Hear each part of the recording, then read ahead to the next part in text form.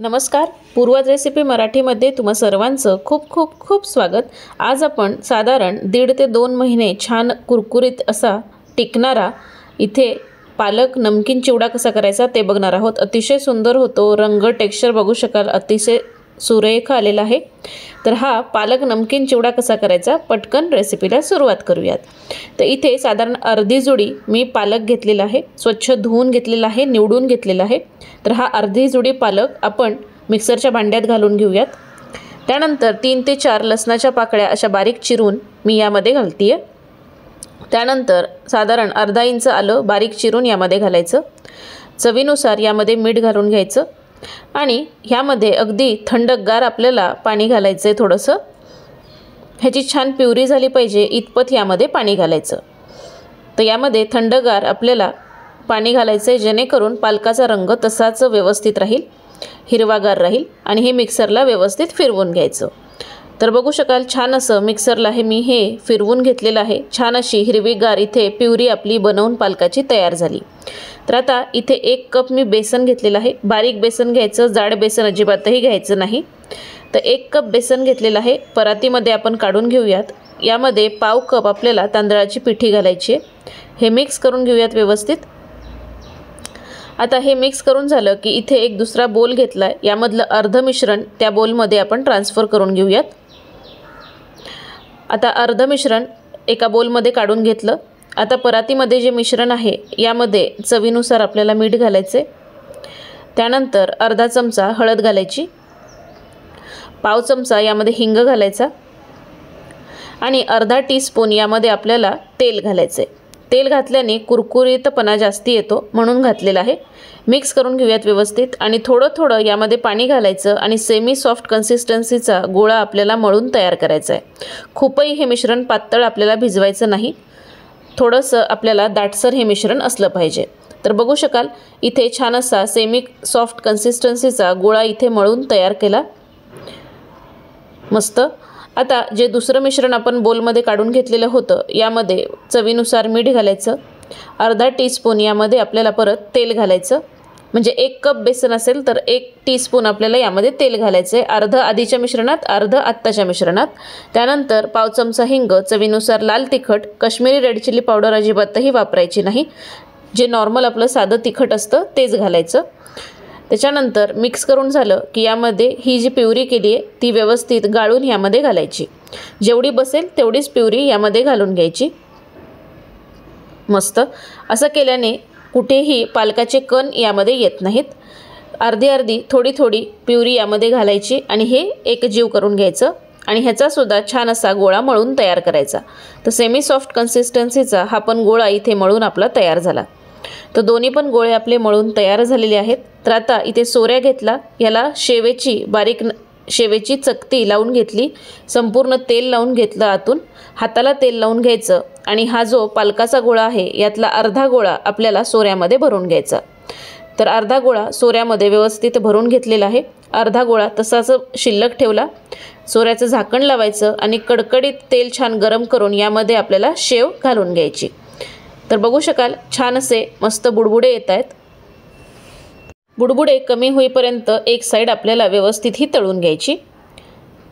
तर आता बुडबुडे हळूहळू आता कमी व्हायला लागलेले आहेत। आता शेव व्यवस्थित आपल्याला पलटवून घ्यायची। वा, मस्त सुरेख ही शेव इथे बनवून तयार झालेली आहे आणि किती सुंदर दिसते बघू शकाल। ही पालक शेव आपली बनवून तयार झाली। टिश्यू पेपरवरती काढून घेऊयात।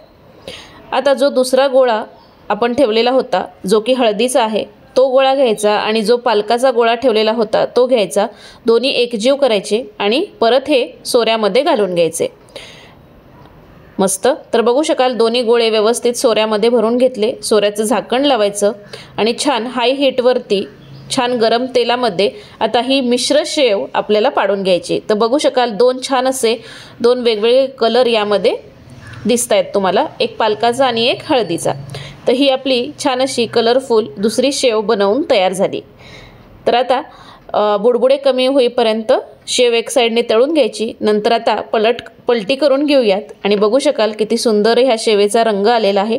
शेव छान तळून झाली की परत टिश्यू पेपरवरती काढून घ्यायची। तर बघू शकाल किती सुंदर दिसतीये ही शेव, मस्त। 2 कलरमध्ये ही शेव आपली बनवून तयार झाली। आता जो राहिलेला गोळा होता हळदीचा तो सोऱ्यामध्ये घालून घ्यायचा आणि जी पापडीची चकती असते ती लावून घ्यायची आणि व्यवस्थित ह्याची आपल्याला पापडी बनवून तयार करायची आहे। तर तेल छान गरम करायचं आणि ही पापडी अशा पद्धतीने छान अशी घालून घ्यायची। तर बघू शकाल अजिबातही पापडी कुठेही तुटत नाहीये। असंच मिश्रण व्यवस्थित तुमचं झालं पाहिजे। आता एक साइड तळून झाली की पलटवून घेऊयात। मीडियम आचेवरती पापडी तळायची आहे आपल्याला। तर पापडी छान तळून झाली, टिश्यू पेपरवरती काढून घेऊयात। छान झालेली आहे, बघू शकाल इथे तुम्ही। आता त्याच तेलामध्ये इथे पाव वाटी कच्चे शेंगदाणे घेतलेत। तर हे शेंगदाणे सुद्धा छान असे खरपूस तळून घ्यायचे। साल तडकेपर्यंत आणि थोडा कलर बदलेपर्यंत छान असे मस्त शेंगदाणे सुद्धा तळून घेतले, एका वाटीमध्ये काढून घेतले। आता त्याच तेलामध्ये पाव वाटी इथे मी जे कांद्या पोह्याचे पोहे असतात ते घेतलेले आहेत आणि हे सुद्धा आपल्याला छान असे कुरकुरीत होईपर्यंत तळून घ्यायचे। फक्त मिनिटभरच लागतो, मिनिटभरामध्ये हे पोहे छान असे तळून होतात। एका प्लेटमध्ये काढून घेतले मस्त। आता त्याच तेलामध्ये मुठभर कढीपत्ता घेतलेला आहे। तर हा कढीपत्ता छान कुरकुरीत होईपर्यंत तळून घ्यायचा मस्त। आता हा कढीपत्ता छान असा कुरकुरीत होईपर्यंत तळून झाला की त्याच प्लेटमध्ये हा कढीपत्ता आपण काढून घेऊयात मस्त। तर इथे आपले सर्व जिन्नस तळून तयार झालेले आहेत, बघू शकाल काय सुंदर दिसतायत आणि शेव बघू शकाल काय सुरेख आलेली आहे। आता एका बोलमध्ये ही पापडी जी तळून घेतली आहे ती अशी तोडून यामध्ये घालायची। वा, बघू शकाल पापडी किती सुंदर झालेली आहे आणि आतून बघू शकाल किती पोरस झाली आहे।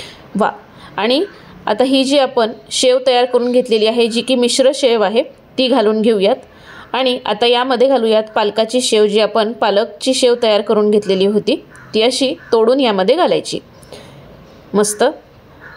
मिक्स करून घेतलं आणि आता यामध्ये जे आपण शेंगदाणे तळून घेतलेले होते ते घालूयात आणि जे पोहे आणि कढीपत्ता तळून घेतला होता तो सुद्धा घालून घेऊयात मस्त।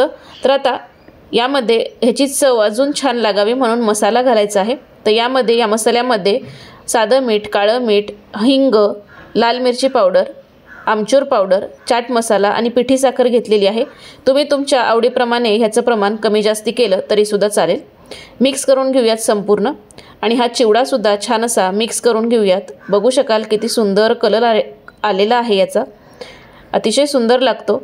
आणि हा जो मसाला तयार करून घेतला हा संपूर्ण मसाला यामध्ये घालून घेऊयात, मिक्स करून घेऊयात व्यवस्थित आणि हे छान असं व्यवस्थित आपल्याला टॉस करून घ्यायचं आहे। आणि ही प्रोसेस थोडीशी हे जिन्नस गरम असतानाच करायची म्हणजे मसाला छान असा ह्याला कोट होतो जबरदस्त। तर इथे चटपटीत असा आपला पालक नमकीन चिवडा बनवून तयार झाला, सुंदर दिसतोय, अतिशय सुंदर लागतो।